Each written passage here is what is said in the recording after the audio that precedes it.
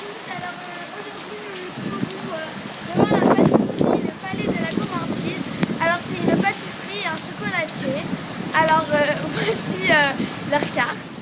Bonjour, alors aujourd'hui on va faire un reportage pour Nice Matin dans le palais de la gourmandise. Bonjour. Bonjour monsieur. Que désirez-vous monsieur? 100 grammes de garce, vous en avez? Pas de problème, je vous donne ça monsieur. Mais...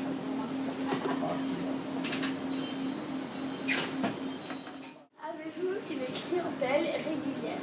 Oui, assez régulière. Une clientèle de quartier et de proximité. C'est vos meilleures ventes? Alors, la pâtisserie en premier, tu vois, tous les petits gâteaux, les entremets, les tartes, les opéras, etc. Après, tout ce qui est chocolat, chocolat de Noël, chocolat de Pâques. Après, tout ce qui est gâteau glacé, et le traiteur, la viennoiserie, et en dernier, le pain. À quelle heure vous le matin? À 6 heures du matin. Parce que la journée est très longue. Elle va être jusqu'à 19h30. La pâtisserie fait-elle partie d'une chaîne ou est-elle indépendante? Elle est indépendante. On est artisan. Depuis combien de temps êtes-vous ici? Depuis 32 ans. C'est déjà une longue carrière. Il faut aimer la vente, il faut aimer les gens, il faut aimer se donner et recevoir après. Commandez-vous ce métier aux jeunes? S'ils aiment le contact, s'ils aiment le commerce, s'ils aiment la vente, s'ils aiment donner, oui, je recommande parce que c'est un métier qui est très vivant, et créatif aussi, et puis quand on aime les gens, on aime tout. Hein. Quelles sont les règles d'hygiène à respecter pour la vente? Alors pour la vente, d'abord il faut être propre sur soi, déjà, pour bien accueillir les gens, hein, avoir les mains très très propres, et ensuite...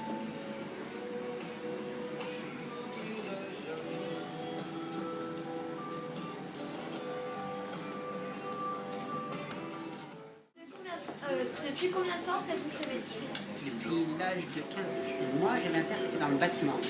Donc, dès les premières vacances, à l'âge de 14 ans, hop, je le suivais et j'étais obligé de faire les vacances, vos vacances de 2 mois. Moi, je l'ai passé à apprendre le métier de maçon. Voilà. Et c'est en allant en Afrique, à voir mon oncle, qui était pâtissier, à l'âge de 14 ans, qui lui m'a donné plein de bases, m'a montré ce que c'était. Vous avez eu envie de... Voilà, parce que moi j'étais très fort en dessin et du coup je faisais tous ces décors sur les entremets. Qu'est-ce que vous aimez le plus dans votre métier? C'est la création et la diversité des fabrications de pièces plus que de recettes. C'est-à-dire que les clients vont venir, ils vont vouloir, comme la semaine dernière, un arrosoir en pièce montée. Donc on a fait un arrosoir en pièce montée. Il y en a qui sont venus, ils voulaient skieurs de ski, skieurs de montagne, en montagne. Ils voulaient absolument avoir l'image d'une montagne avec un skieur qui descend. Donc on va créer des petites pièces en relief. En gâteau, ce que les clients vous demandent de faire. Voilà. Est-ce que vous formez des apprentis ou pas? On en a formé beaucoup, plus d'une trentaine. On a formé aussi pratiquement des maîtres pâtissiers. Et en plus, moi, je suis enseignant à la Chambre des métiers. Donc, je continue de former tous ceux qui ont déjà un CAP et qui veulent en savoir plus, aller vers le brevet de maîtrise. Parce que c'est des métiers, de par les contraintes d'hygiène, qui sont quand même, je veux dire, astreignants, les horaires, le fait qu'on travaille pendant les fêtes, pendant que les autres s'amusent. Le samedi, dimanche, vous vous amusez, vous reposez, nous on est là, on travaille. Et quand nous on est en congé, souvent le lundi au mardi, tout le monde travaille. Donc on est un petit peu à part de la société, on est décalé. Alors, quels produits utilisez-vous le plus? Ce sera le sucre, le beurre, la farine et les œufs. Ustensiles, vous servez-vous? Alors tu as le couteau, la spatule, les fouets, voilà, toutes les poches, toutes les douilles.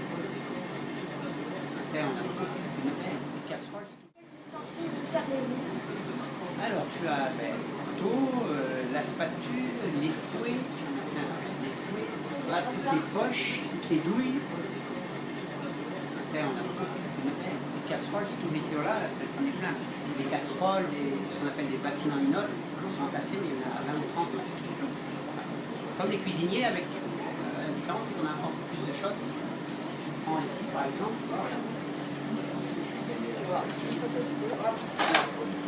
tu vas avoir tout ce qui est couteau, tout ce qui est spatule. Chacune a... Achetez-vous vos matières premières? Alors là, c'est des grossistes qui viennent. Des grossistes qui sont, il y en a, par exemple dans la région, il doit y en avoir 3 ou 4. après on les sélectionne, on choisit nos grossistes qu'on appelle les meilleures qualités et bien entendu au meilleur prix. Et donc,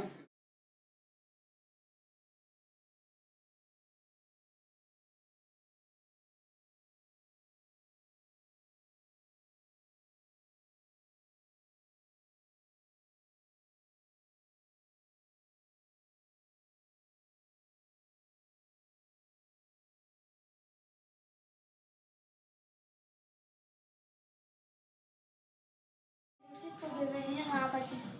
alors, pour être pâtissier, déjà il ne faut pas être, contrairement à ce qu'on a dit pendant longtemps, il faut quand même bien travailler à l'école. Parce qu'il y a toute une partie connaissance générale qui est importante, que ce soit les mathématiques, la géographie, le dessin, l'art plastique, ainsi de suite. Il faut à l'école, il ne faut pas être non plus le dernier des derniers. Sinon, ici, ça va être pareil, on sera embêté. Pas calculer, pas savoir calculer, c'est un gros problème. C'est souvent ce qu'on trouve d'ailleurs les apprentis. Donc après, tu vas sortir donc de la, on va dire de la 4e ou de la 5e, on va faire 2 ans d'apprentissage qui va déboucher sur un CAP, certificat d'aptitude professionnelle. Donc dans ce CAP, on va te faire par exemple de la pâte à choux, des croissants ou des brioches, du feuilletage, un entremets, de la glace, d'accord, et en se mettant le chocolat à ça. Donc à l'issue de ça, si tu as ton CAP, tu peux faire ce qu'on appelle une année transitoire complémentaire où on va t'apprendre à dresser des entremets un peu plus élaborés dans les mousses, les entremets, les glaces et les chocolats. Et après, derrière, il y aura ce qu'on appelle le BTM, le brevet technique des métiers. Le BTM consiste là à savoir gérer ton temps et gérer un apprenti. C'est-à-dire qu'il faut que tu saches gérer tes commandes par rapport à ce que le magasin te demande, le journalier et les fêtes. Et en même temps, de diriger un petit apprenti avec toi, minimum. Et ça équivaut à un chef d'équipe dans un laboratoire. Une fois qu'on a eu le BTM, après on peut passer à la classe supérieure, c'est le dernier examen, c'est le brevet, le BM, le brevet des métiers. Voilà. Donc dans une pâtisserie, il faut savoir qu'il y a donc le personnel de fabrication, le personnel de vente, et ensuite l'équipement professionnel, c'est-à-dire le four. Dans un laboratoire, il y a le four, le batteur, le pétrin, le laminoir, la plonge, les frigos, les congélateurs. Et dans la surface de vente, il faut qu'il y ait une machine pour garder le chocolat, un frigidaire, une banque pour garder les gâteaux, une caisse enregistreuse pour prendre les sous des gens et pour les rendre, une balance pour peser tout, et des vitrines pour montrer aux gens tout ce qu'on a.